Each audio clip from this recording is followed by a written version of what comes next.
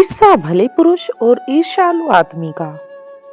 किसी नगर में दो आदमियों का घर एक दूसरे से लगा हुआ था। उनमें से एक पड़ोसी दूसरे के प्रति ईर्ष्या और द्वेष रखता था।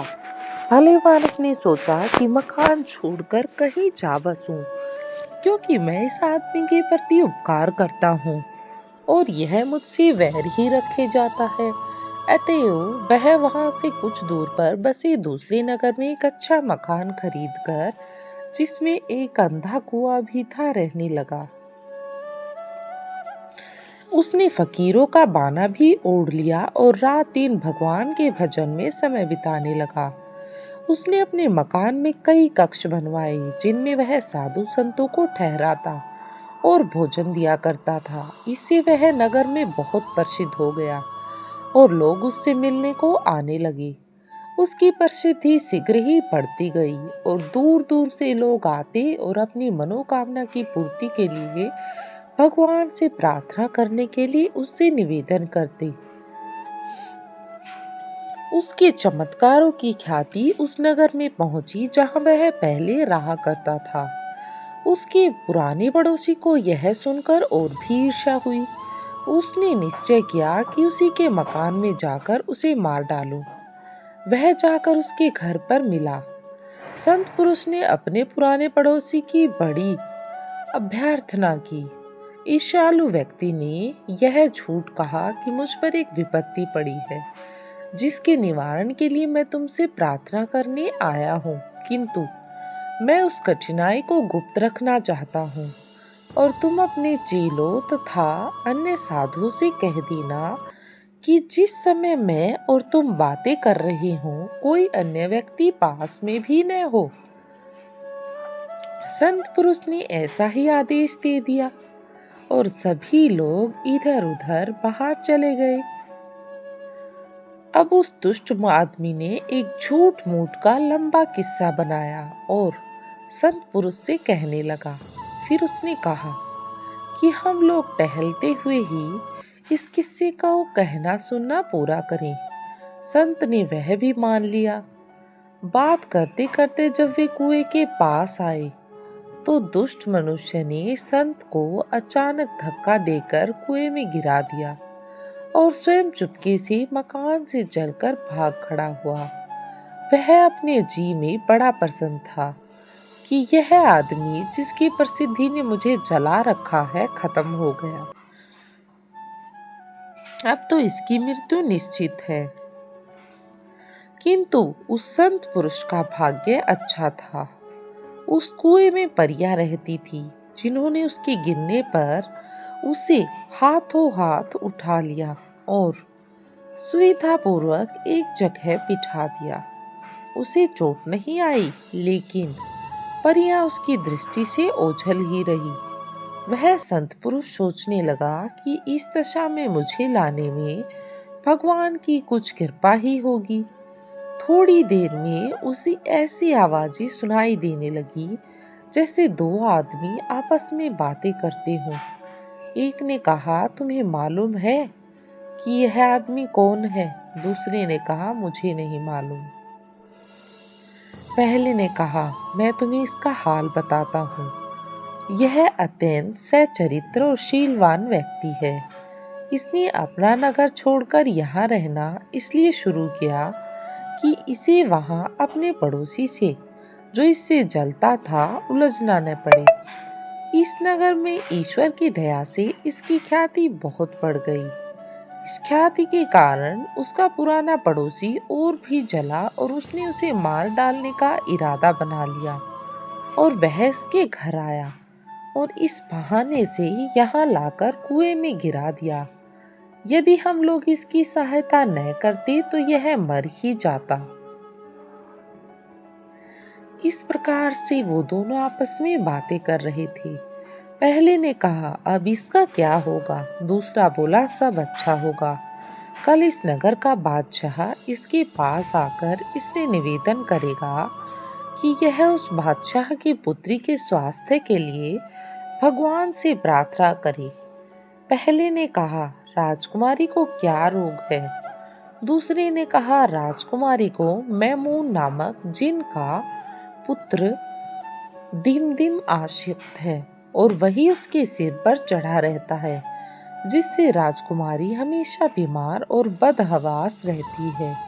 उसके हटाने का उपाय बड़ा सरल है। इस संत के घर में एक काली बिल्ली है, जिसकी पूंछ की जड़ के पास एक श्वेत हिस्सा है। इस संत को चाहिए कि उस श्वेत भाग से 7 बाल उखाड़कर अपने पास रखे, और जब शहजादी उसके पास लाई जाए तो उसे चाहिए कि वे बाल आग में जलाकर उनका धुआं शहजादी की नाक में पहुंचा दे।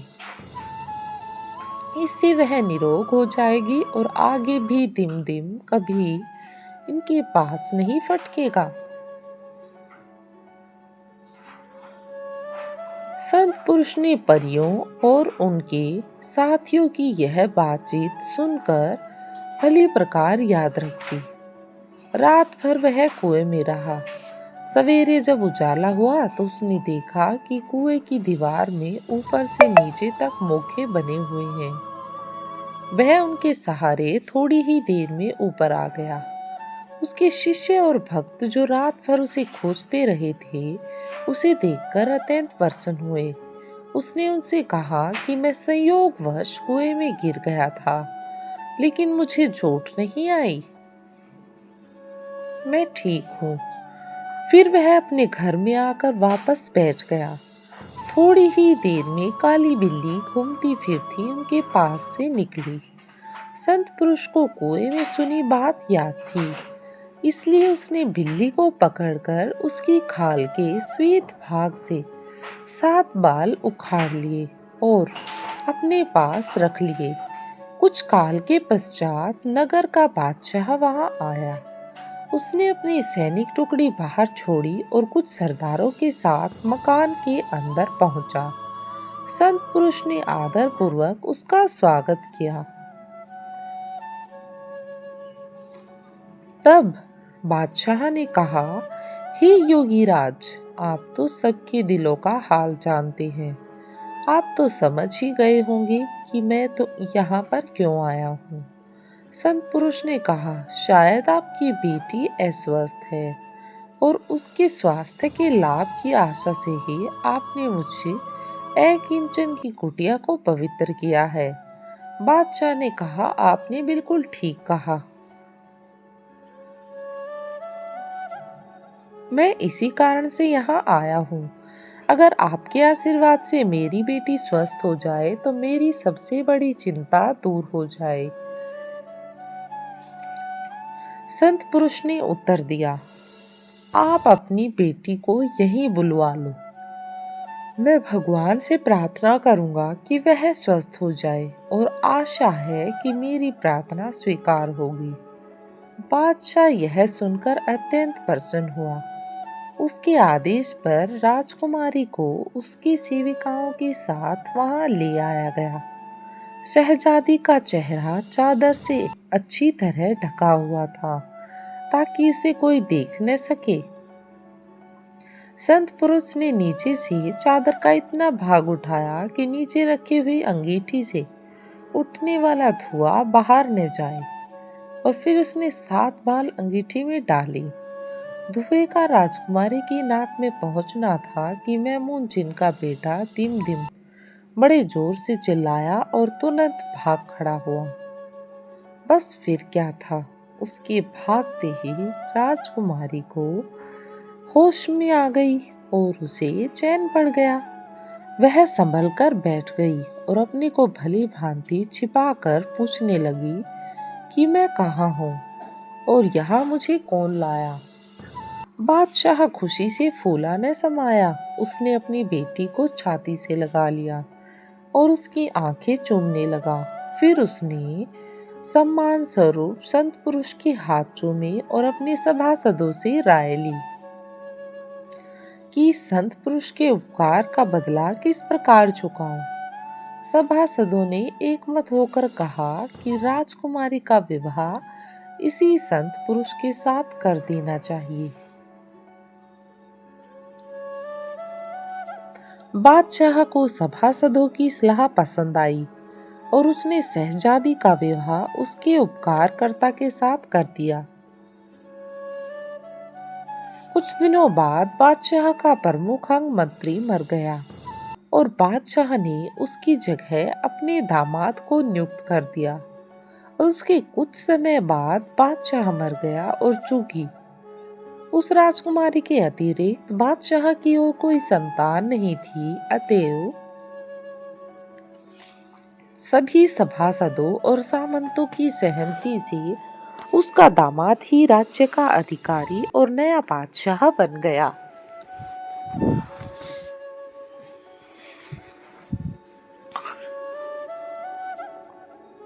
एक दिन वह अपने सरदारों के साथ कहीं जा रहा था कि कुछ दूरी पर उसे अपना पुराना शत्रु दिखाई दिया। नए बादशाह ने अपने मंत्री से चुपके से कहा, इस आदमी को सहजतापूर्वक मेरे पास ले आओ ताकि वह भयभीत न हो। बादशाह ने उससे कहा, मेरे मित्र, तुम्हें इतने दिनों बाद देखकर प्रसन्न हुआ हूँ मैं। तुमने मुझे पहचाना। वह दुष्ट उसे पहचान कर थर थर कांपने लगा, किंतु बादशाह तो संत पुरुष ही था।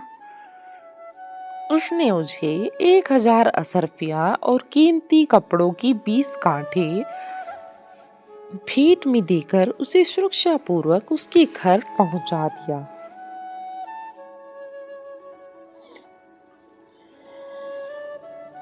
मैंने अपनी कहानी पूरी करके जिनसे कहा कि उस नेक बादशाह ने तो अपने जानी दुश्मन के साथ यह सलूक किया और तुम मुझ पर तनिक भी दया नहीं करते, किंतु मेरे अनुनय का उस पर कोई प्रभाव न हुआ। उसने कहा, मैं तुझे जान से नहीं मार रहा हूँ, लेकिन दंड दिए बगैर नहीं छोड़ूंगा। अब मेरा जादू का खेल देख।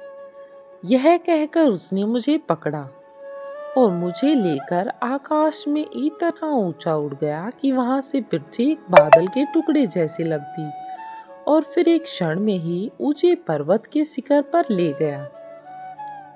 वहां उसने एक मुट्ठी मिट्टी उठाकर उस पर कोई मंत्र पढ़ा और बंदर हो जा कहकर वह मिट्टी मेरे ऊपर छिड़क दी और गायब हो गया।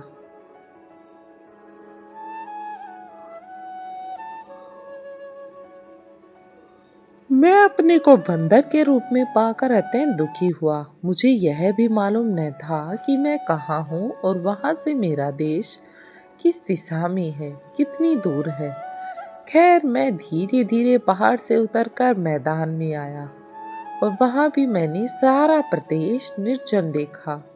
अटकल से एक ओर को चलने लगा। 1 मास के अंत में समुद्र तट पर पहुंच गया। समुद्र बिल्कुल शांत था और तट से कुछ दूरी पर एक जहाज लंगर डाले खड़ा था।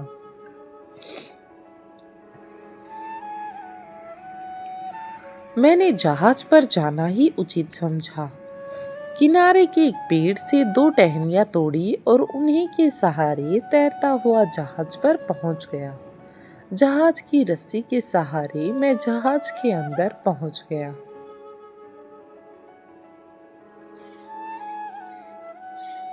जहाज में सवार लोग मुझे देखकर बड़े आश्चर्य में पड़े कि जहाज में बंदर कैसे आ गया।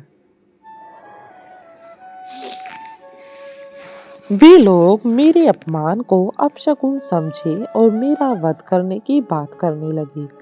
एक ने कहा, अभी लठलाकर इसका सर फोड़ देता हूँ। दूसरे ने कहा, नहीं, यह ऐसे नहीं मरेगा। मैं अभी तीर छोड़कर इनका अंत के देता हूँ। तब तीसरे ने कहा, मुझे समुद्र में डुबो देने की सलाह दी। मैं उन्हें कैसे बताता कि मैं कौन हूँ। और जान बचाकर मैं इधर उधर भागने लगा।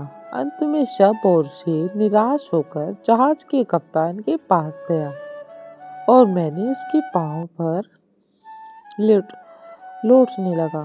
मैंने उसका दामन पकड़ लिया और आंखों में आंसू भर कर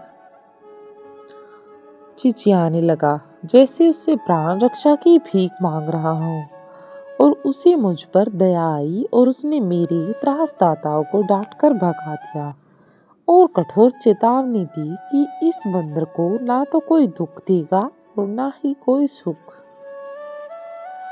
इसके साथ कोई छेड़छाड़ न करे। उसने मुझे ऐसी सुरक्षा प्रदान की कि मुझे जहाज पर कोई दुख न हुआ। मैं यद्यपि बोल नहीं पाता तथापि समझता तो सब था। उसकी बातें समझकर ऐसे संकेत हुआ करता था कि उसका बड़ा मनोरंजन होता था। धीरे धीरे जहाज पर सवार सभी लोग मुझ पर कृपालु हो गए और मुझे प्यार करने लगे। 50 दिन की यात्रा के बाद जहाज एक बड़े व्यापार केंद्र में पहुंचा। यह बहुत बड़ा नगर था।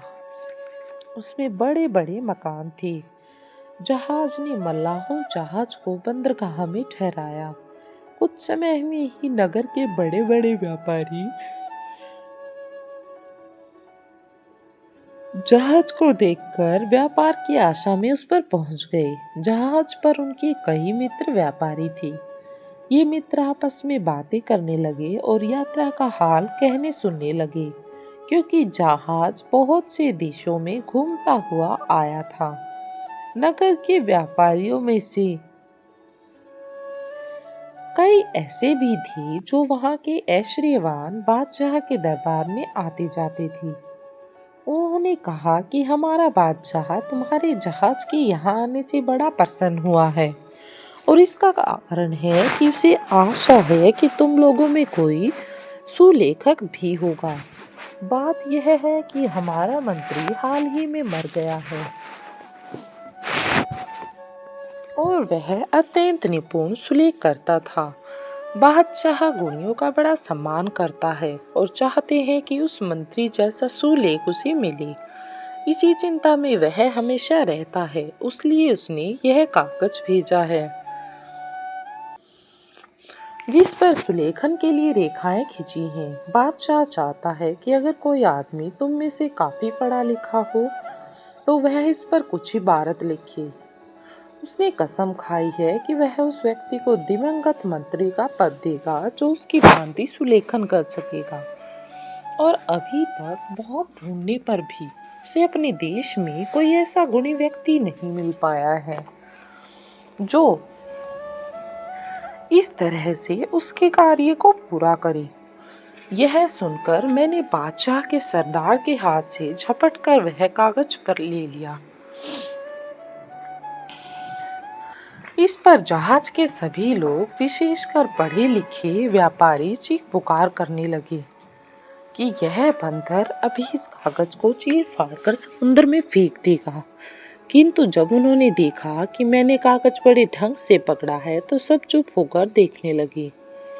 मैंने संकेत से कहा कि मैं इस पर लेखन कर सकता हूँ। उन लोगों को मेरी बात पर क्या विश्वास होता और सब प्रयत्न करने लगे कि मुझे पकड़कर मेरे हाथ से कागज ले लें। सब लोग इसी उधेड़-बुन में लगे थे, किंतु जहाज के कप्तान ने उन्हें रोका और कहा, हमें इसकी परीक्षा लेनी चाहिए। अगर इसने कागज को खराब किया तो मैं आपको विश्वास दिलाता हूँ कि इसे कड़ा दंड दूंगा, और अगर उसने लिख दिया तो मैं अपने पुत्र की भांति इसे रखूंगा। मुझे मालूम है कि यह कागज को खराब नहीं करेगा। मैंने बराबर देखा है कि यह दूसरे मंत्रों जैसा नहीं है, अपितु अत्यंत बुद्धिमान है। कप्तान की इस बात पर सभी लोग रुक गए और मैंने कलम लेकर 4 कविता पंक्तियां इतने सुंदर ढंग से लिखी जैसे कोई व्यापारी या अन्य नागरिक ने लिख पाता। सरदार मेरा लिखा कागज बादशाह के पास ले गया। बादशाह ने मेरे सुलेख को भी पसंद किया और मेरी कविता को भी। उसने सरदारों से कहा कि एक भारी खिलियत सम्मान परिधान ले जाओ और उस आदमी को पहनाओ जिसने यह लिखा है। एक बढ़िया घोड़ा भी घुड़साल से लाओ और उसे सम्मान पूर्वक सवार कराकर यहाँ ले आओ।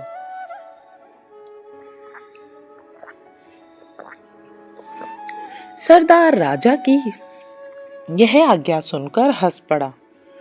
बादशाह को बड़ा क्रोध आया। उसने कड़क कर कहा, यह क्या बदतमीजी है? तुम्हें दंड का भय नहीं है? तब सरदार हाथ जोड़कर बोला, महाराज क्षमा करें, यह लेख किसी मनुष्य ने नहीं लिखा, एक बंदर ने इसे लिखा है। तब बादशाह ने कहा, क्या बकवास कर रही हो, बंदर भी कहीं लिखता है? सरदार ने अपने साथियों की ओर देखा और उन्होंने भी हाथ जोड़कर कहा, जहां पनाह। हम सब ने अपनी आंखों से देखा है कि इस कागज पर एक बंदर ने ही लिखा है। बादशाह का आश्चर्य और बढ़ा और उसने आज्ञा दी, मैंने ऐसा बंदर देखा या सुना भी नहीं है। तुम लोग फौरन जाओ और उस बंदर को सम्मान पूर्वक सवार कराकर ले आओ। चुनाचे सरदार और राजसेवक फिर जहाज पर गए और उन्होंने राजा की आज्ञा से कप्तान को राजा की आज्ञा सुनाई। कप्तान मुझे शहर भेजने को तैयार हो गया और उसने मुझे जरी के वस्त्र पहनाए और किनारे पर ले आया और वहां से घोड़े पर बैठाकर राजमहल को चल दिया। महल में न केवल बादशाह ही मेरी प्रतीक्षा कर रहे थे, अपितु नागरिकों की बड़ी भीड़ भी सुलेखन करने वाले बंदर को देखने आई थी। रास्ते में मैं भी बड़ी भीड़ में जमा थी और लोग कोठों और छतों से झांक झांक कर मेरी सवारी देख रहे थे। सब लोग आश्चर्य कर रहे थे कि बादशाह ने एक बंदर को मंत्री पद संभालने को बुलाया है। कुछ लोग इस बात का मजाक उड़ा रहे थे तो कुछ लोग देखने के लिए आए थे कि आखिर चल क्या रहा है। मैं दरबार में पहुंचा तो देखा कि बादशाह सिंहासन पर बैठा है और सभासद और सरदार अपनी अपनी जगह पर खड़े हैं। मैंने दरबार के शिष्टाचार के अनुसार 3 बार कोर्निश भूमि तक हाथ ले जाकर की और एक और अदब से खड़ा हो गया। सभी उपस्थित जन मेरे इस व्यवहार को देखकर आश्चर्य में पड़ गए कि बंदर ऐसा शिष्टाचार कैसे कर रहा है। खुद बादशाह को भी मेरी चाल ढाल देखकर बड़ा आश्चर्य हो रहा था। कुछ देर में दरबार बर्खास्त हुआ और बादशाह के पास केवल मैं और उसका एक वृद्ध अधिकारी रह गए।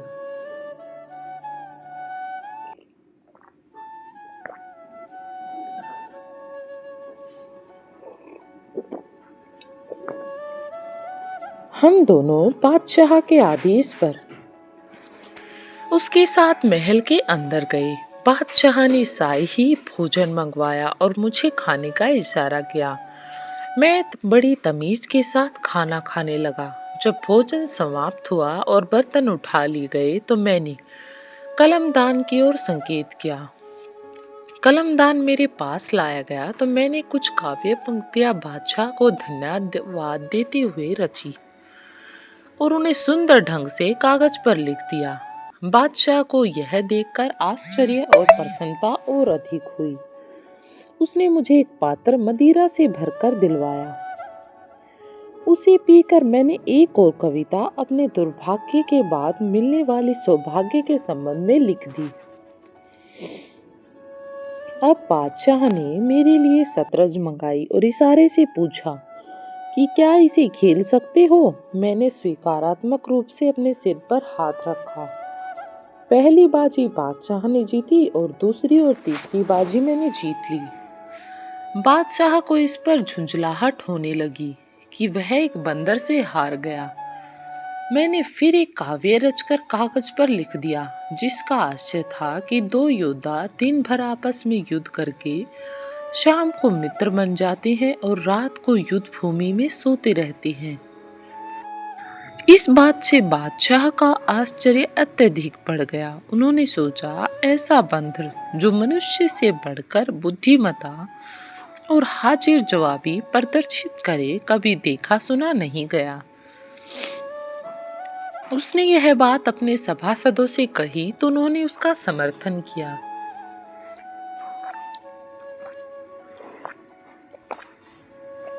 अब बादशाह ने चाहा कि मुझे अपनी रानी और पुत्री को भी दिखा दे। उसने खोजों के सरदार को आज्ञा दी कि आदमियों को हटाकर बेगम साहिबा और शहजादी को यहाँ ले आओ। बेगम तो साधारण रूप से आई, लेकिन शहजादी ने जो मुंह खोली आई थी मुझे देखकर नकाब डाल लिया और बाप से बिगड़ कर बोली कि आपको क्या हो गया है कि अपरिचित पुरुष के सामने मुझे मुंह खोले हुए बुला लिया।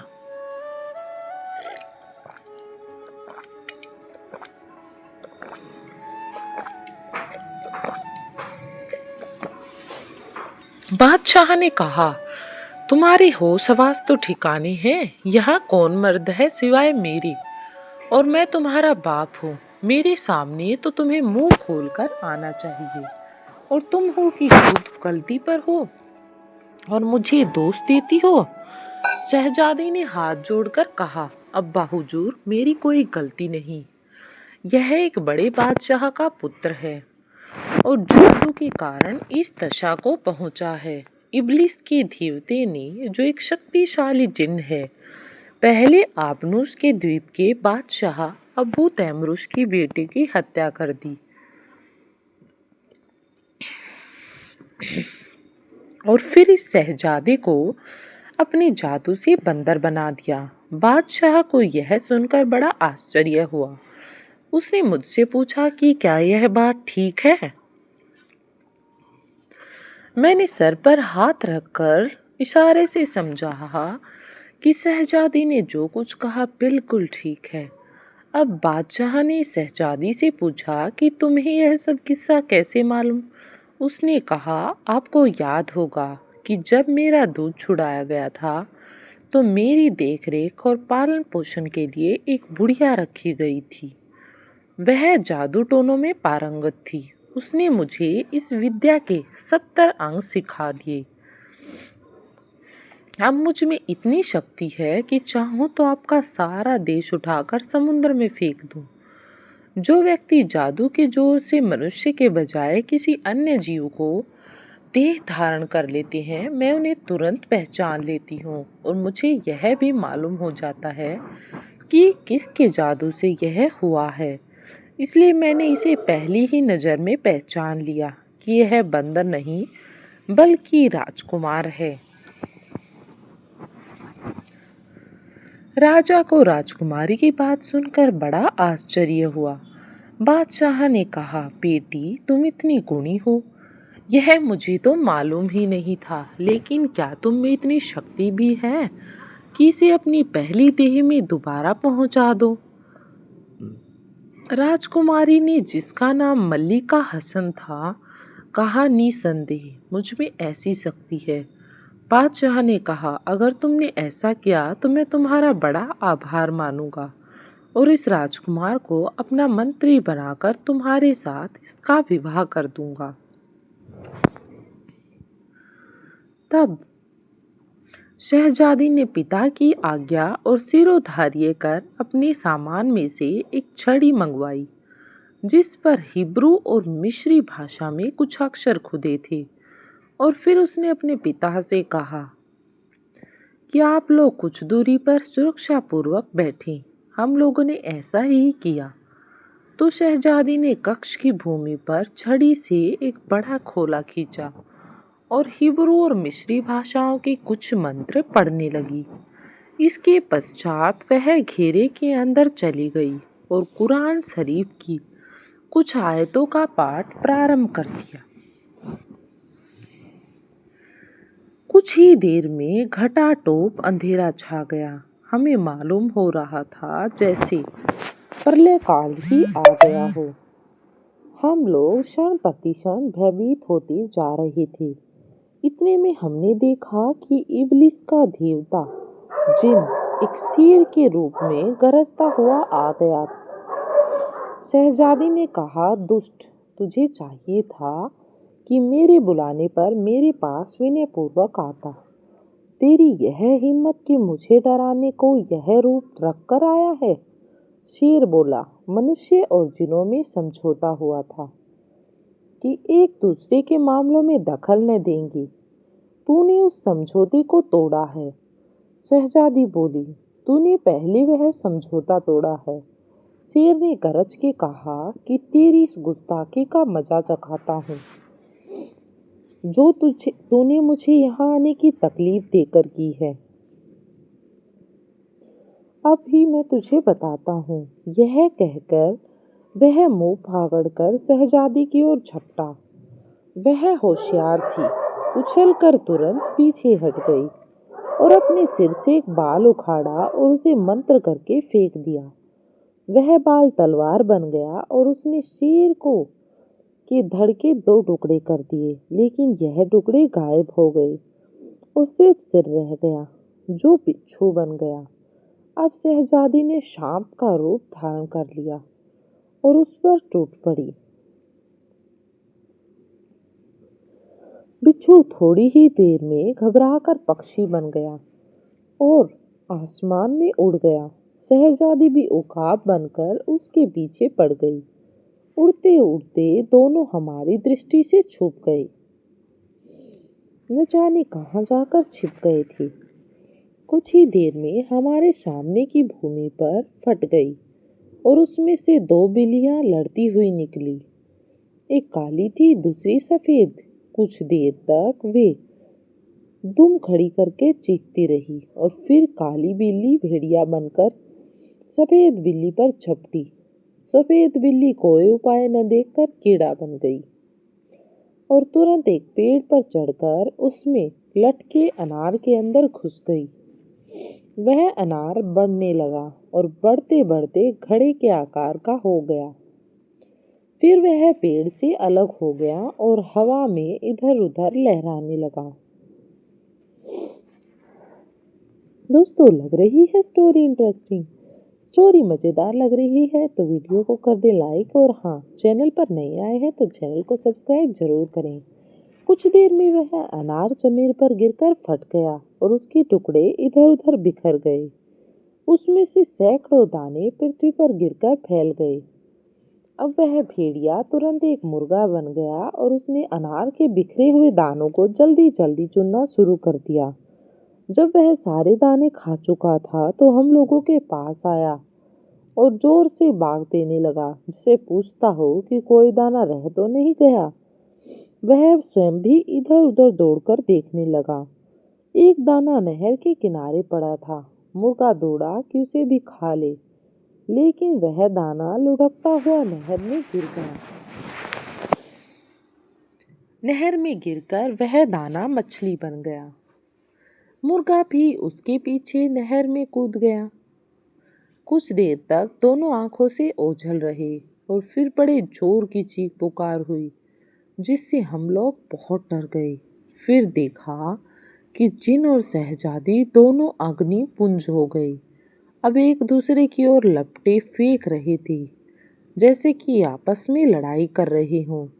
ऐसा मालूम होता था कि हर तरफ आग ही आग फैली थी।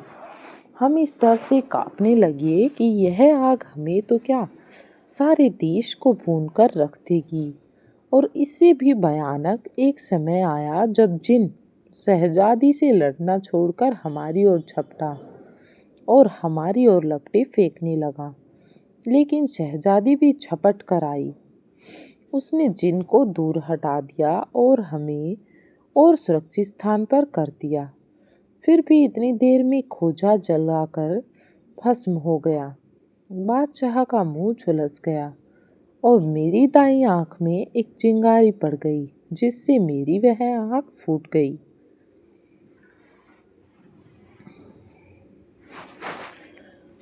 इतने में हम लोगों ने एक बड़ी जोर का जय घोष सुना।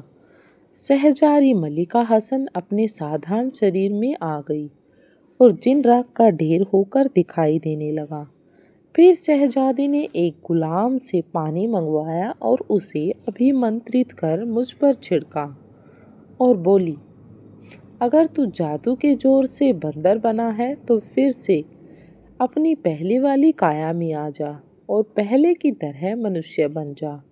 उसके इतना कहते ही मैं पहले जैसा बन गया। सिवाय दाईं आंख फटने के मुझे और कोई हानि नहीं हुई। मैंने चाहा कि शहजादी को इस उपकार पर धन्यवाद दूं, किंतु शहजादी ने उसका असर नहीं दिया। वह बादशाह की तरफ मुंह करके बोली, यद्यपि मैंने जिनको भस्म कर दिया है, लेकिन मैं भी बच नहीं सकूंगी। हमारी समझ में कुछ नहीं आया। तो उसने बताया, यह अग्नि युद्ध बड़ा भयानक होता है। इसकी आग कुछ क्षणों में मुझे भस्म कर देगी। जब मैं मुर्गा बनी थी उस समय अगर अनार का आखिरी दाना, जिसमें जिन ने स्वयं को छुपा रखा था, मेरे अंदर पहुंच जाता तो जिन उसी समय खत्म हो जाता और मुझे कोई हानि न होती। किंतु वह बचकर फिर मुझसे युद्ध करने के योग्य हो गया। अब विवश होकर मुझे अग्नि युद्ध पर उतरना पड़ा।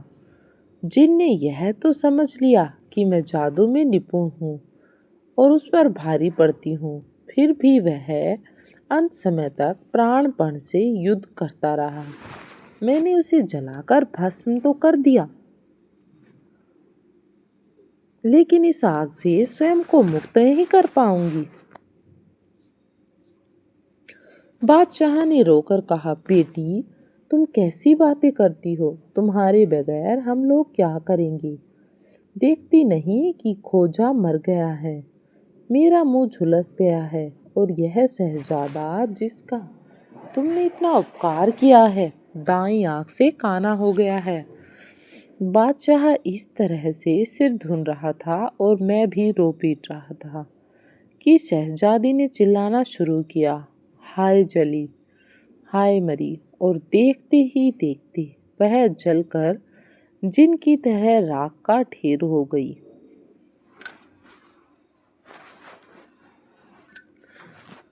दूसरे फकीर ने आंसू बहाते हुए जुबैदा से कहा, हे सुंदरी, उस समय मुझे जितना दुख हुआ वह वर्णन के बाहर है। मैं सोच रहा था, अगर मैं बंदर तो क्या कुत्ता भी हो जाता और आजीवन वैसा ही रहता तो भी इस बात से अच्छी बात होती कि ऐसी गुणवती राजकुमारी जिसने मुझ पर इतना एहसान किया, इस तरह जान से हाथ धोए।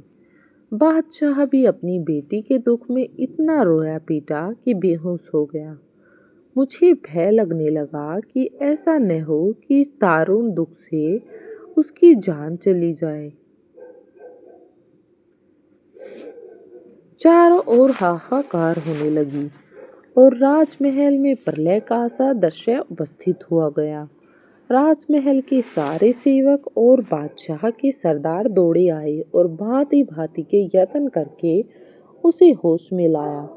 मैंने सभी लोगों के आगे पूरा वृतांत रखा। फिर राजसेवक बादशाह को उठाकर उसके शयन कक्ष में ले गए। सारे नगर में यह समाचार फैल गया और हर जगह रोना पीटना मच गया और हाहाकार के सिवाय कुछ नहीं बचा। उन लोगों ने 7 दिन तक शहजादी के लिए शोक किया और उसके देश में मातम की जो रस्में थी सभी पूरी की, और अंत में जियों की राख के ढेर को हवा में उड़ा दिया। शहजादी को भस्म को एक बहुमूल्य रेशमी थैले में भरकर दफन कर दिया गया और उस पर शहजादी के नाम की समाधि बना दी गई। बादशाह शहजादी के दुख में बीमार पड़ गया और 1 महीने में वह स्वस्थ हुआ। फिर उसने मुझे बुलाया और कहा, शहजादे, तेरे कारण मुझ पर असहनीय दुख पड़े।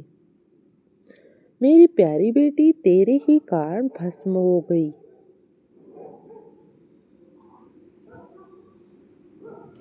मेरा विश्वासी खोजों का सरदार जलकर मर गया और मैं भी मरते मरते बचा। तेरा स्वयं इसमें कोई दोष नहीं, इसलिए मैं तुझे दंड नहीं देता, किंतु तेरा आगमन दुर्भाग्यपूर्ण रहा है और तू जहाँ रहेगा मुसीबत लाएगा, इसलिए मैं तुझे यहाँ रहने की अनुमति नहीं दे सकता। तू तुरंत यहाँ से मुंह काला कर। अगर तू यहाँ छोड़ थोड़ी देरी तक भी दिखाई देगा तो मैं स्वयं को न संभाल सकूंगा और तुझे कठोर दंड दे दूंगा। इसी प्रकार वह बहुत देर तक बकता झकता रहा और मैं सिर झुकाकर सब कुछ सुनता रहा। मैं कह भी क्या सकता था। बादशाह के चुप होते ही मैं उसके सामने से हट गया और महल से बाहर निकल गया। नगर में भी मुझे चैन न मिला। नगर निवासी शहजादी के शोक में विहल थे और मुझे ही उसकी मृत्यु का कारण समझकर जहाँ मुझे पहचानते मुझे मारने के लिए झपटते। मैंने विवश होकर अपनी जान बचाने के लिए दाढ़ी मूछे और भवें मुंडवा डाली और फकीरों के वेश में पहन लिया और वहां से चल दिया। नगर से बाहर आकर भी मैं पश्चाताप की आग से जलता रहा और अपने जीवन को धिक्कारता रहा, जिसके कारण दो दो रूपसी राजकुमारियां कल काल कवलित थी हुई। इसी दशा में मैं भी बहुत समय तक देश देश में फिरता रहा, लेकिन मेरा ठिकाना कहीं न लगा। अंत में मैंने सोचा कि बगदाद नगर में जाऊं और अति दयाशील खलीफा हारून रशीद से अपनी व्यथा गाथा का वर्णन करूं। संभव है कि वो मुझ पर दया करके मुझे कोई उचित प्रबंध करा दे। मैं आज शाम को ही इस नगर में पहुंचा। सबसे पहले इस फकीर से, जिसने अभी अभी अपना हाल कहा है, मेरी भेंट हुई और आपके यहाँ हम कैसे आए यह बताना मुझे जरूरी नहीं है, क्योंकि वह पहला फकीर बता ही चुका है। यही थी पहले फकीर की स्टोरी जो कि हमने अभी अभी सुनी। तब दूसरे फकीर ने भी अपना वृतांत पूरा कर लिया तो जुबैदा ने उससे कहा कि हमने तुझे भी क्षमा किया, तू जहाँ चाहा वहाँ जाने के लिए स्वतंत्र है। अब दूसरे फकीर ने भी इच्छा प्रकट की कि अपने तीसरे साथी को जीवन गाथा भी सुनाना चाहता है और इस प्रकार जुबैदा ने कहा, अच्छा तुम भी मजदूर और पहले फकीर के साथ जाकर चुपचाप बैठ जाओ। और उसने ऐसा ही किया। जुबैदा ने अब तीसरे फकीर की कहानी शुरू कर दी। तो स्टोरी को कर दे लाइक और वीडियो को कर दे शेयर। Thank you.